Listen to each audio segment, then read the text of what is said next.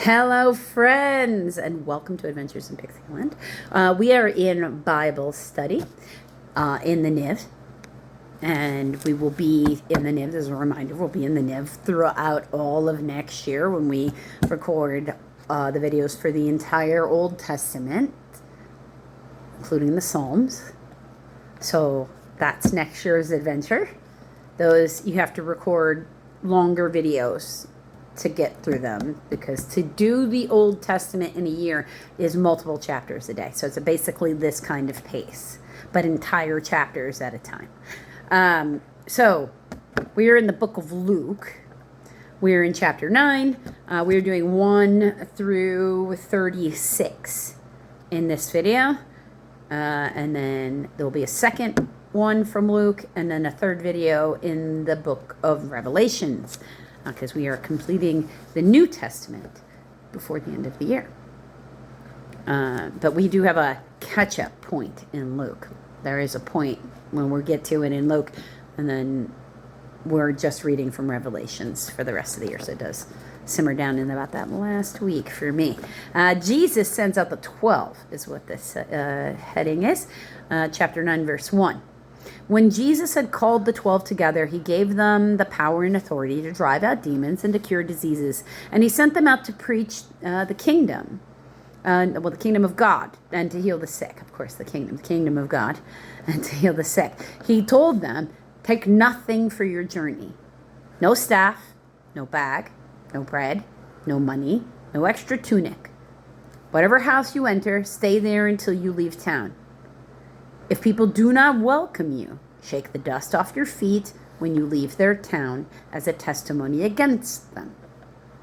So they set out and went from village to village, preaching the gospel and healing the people everywhere. I like that, like shake the dust off yourself. It's sort of like, when you're dealing with somebody who's like their negative energy, like don't hold on to their negative energy. Don't get resentful.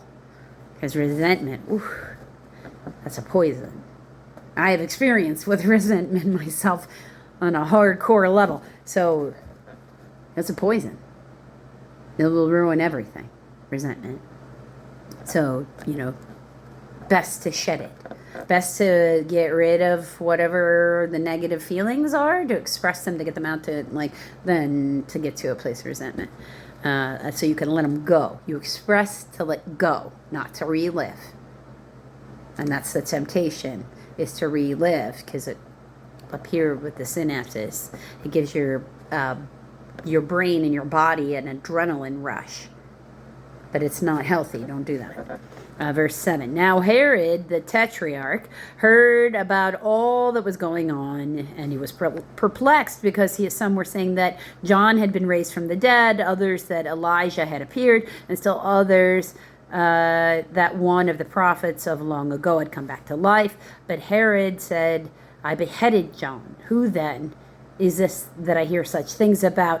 And he tried to see him. So he's a curiosity now, getting the attention of people in power, which if you're trying to go about doing something that anybody else has not done before, getting the attention of people in power is not necessarily for your benefit. That's why Jesus kept telling people to not say things.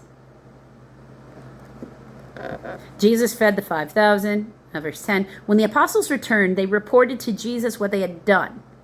Then he took them with him, and they withdrew by themselves to a town called Bethsaida. But the crowd learned about it and followed him. He welcomed them and spoke to them of the kingdom of God, and healed those who needed healing. Late in the afternoon, the 12 came to him and said, send the crowd away so they can go to the surrounding villages and countrysides and find food and lodging, because we are in a remote place here. Like, that's on purpose, because they're trying to not be bothered. He replied, you give them something to eat. They replied, we only have 5 loaves of bread and 2 fish, unless we go buy food for this crowd. About 5,000 men were there. But he said to the disciples, have them sit down in groups of about 50 each. The disciples did so, and everybody sat down. Taking the 5 loaves and the 2 fish, he, looking up to heaven, he gave thanks, broke them, and then gave them to his disciples to set before the people. They all ate and were satisfied. And the disciples picked up 12 basketfuls of broken pieces that were left over. So, if you like Harry Potter, the replica. So he made them multiply. He could control the molecules. That's what my science brain says. If they made them multiply, and I firmly believe that he did, he could, replicate the molecules. He could manipulate on that level, which is, of course he can. He's the Messiah. He can do things that humans can't do. Right? Peter's confession of Christ, verse 18. Once Jesus was praying in private and the disciples were with him, he asked them, "Who do the crowd say I am?" Some say John the Baptist, others say Elijah, so others that one of the prophets long ago has come back to life. Like what Herod was hearing. But what about you, he asked. Who do you say I am? Peter answered, the Christ of God, or Messiah, the Messiah of God. Jesus strictly warned them not to tell this to anyone.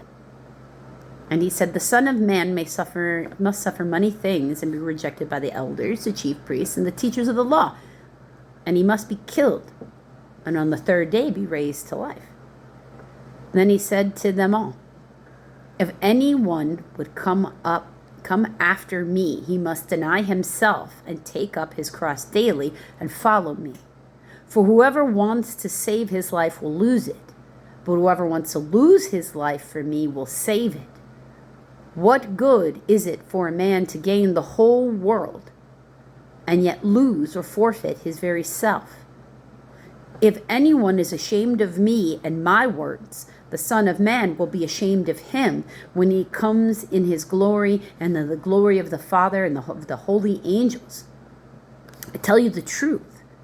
Some who are standing here will not taste death before they see the kingdom of God. So that's kind of interesting. You're going to see the kingdom of God before you die. I will tell you the truth. Some who are standing here will not taste death before they see the kingdom of God. And that's true, because they see Jesus ascend bodily, right? And they see heavens open up. So he's telling the truth. The transfiguration, verse 28, of course he is. He's the Messiah. About 8 days after Jesus had said this, he took Peter, John, and James with him, and they went up to the mountaintop to pray. We're going to see the holy prophets, right?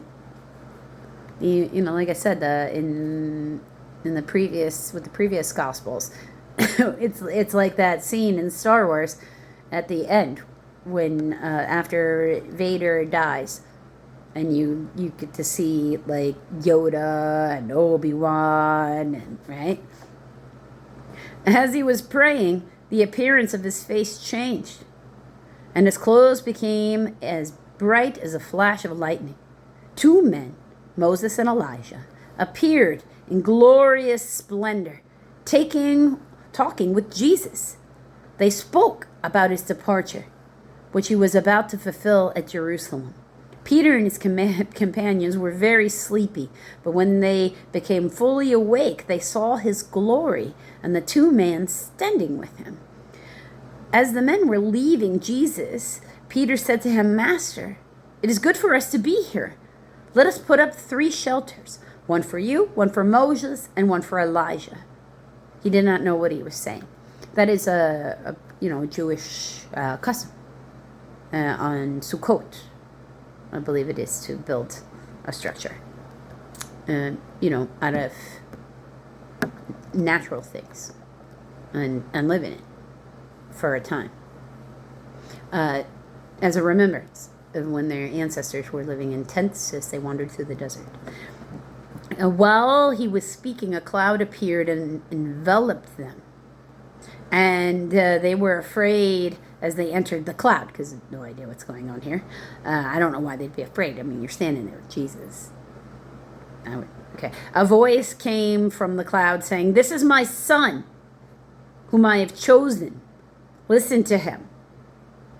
I mean, when it shows up in nature like that, like that's how God shows up.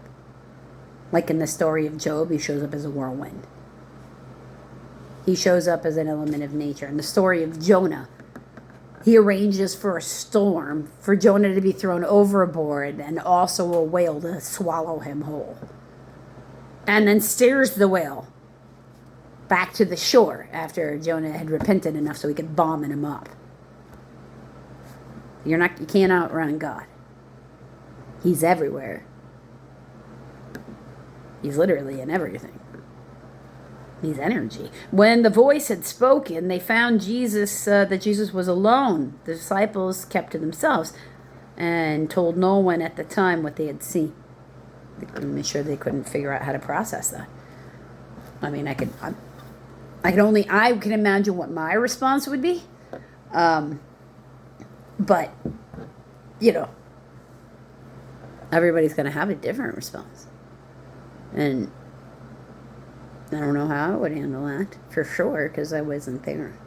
But I can only imagine the awe and the wonder and the feeling of overwhelm that went, and yet also the very confirmation of dedication, the fierce, because it would have been these three, because it was always these three. These three. He called four at one time, but these three, have always been. And Peter is the rock, because he was the one. You'd be like, well, you're the Messiah. And it's not, just like that. Like, what do you mean? You're the Messiah. Obviously, you're the Messiah. That's why I'm here. So I feel like I would, but it doesn't mean I wouldn't be in awe for any of the rest of it. Because I can only imagine the state of spiritual overwhelm. Till a few minutes from now.